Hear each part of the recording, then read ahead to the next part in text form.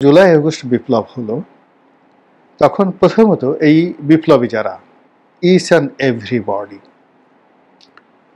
তাদের প্রতি আমি কৃতজ্ঞতা অনুভব করলাম এবং এখন পর্যন্ত কৃতজ্ঞ আছি এবং যতদিন জীবিত থাকব কিয়ামত পর্যন্ত তাদের প্রতি কৃতজ্ঞ থাকব।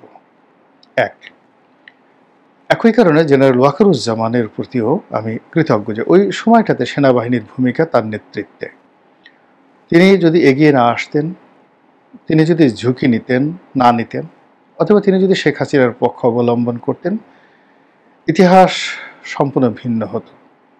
কাজেই যখন তাকে কেউ গালাগাল করেন, তাকে কেউ অপমান করেন এবং তাকে নিয়ে নানা রকম অশ্লীল এবং অশ্রাব্য যাকে বলা হয় বক্তব্য দেন, তখন কেন জানি আমার মনের মধ্যে এক ধরনের বেদনা সৃষ্টি হয়, এক ধরনের সহানুভূতির সৃষ্টি হয় এবং মনে হয় যে এই মানুষটির বিপক্ষে যদি সারা দুনিয়া চলে যায়, তবু আমি ঝুঁকি নিয়ে হলো তার পক্ষে কথা বলবো। এটাই হলো আমার ব্যক্তিগত চরিত্র।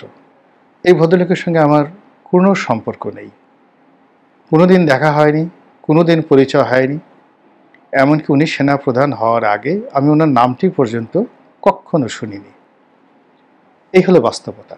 এখন হিসাব করে দেখা যাচ্ছে যে উনি ১৩তম বিএমএ লং কোর্সে যে অংশগ্রহণ করেছিলেন, ওটা সেই আমার প্রায় সমসাময়িক সময়, সম্ভবত উনি ১৯৮৩ সনে অথবা ১৯৮৪ সনের প্রথম দিকে সেই বিএমএর যে লং কোর্সটা ১৩তম বিএমএ লং কোর্স, ওটাতে তিনি ঢুকেছিলেন।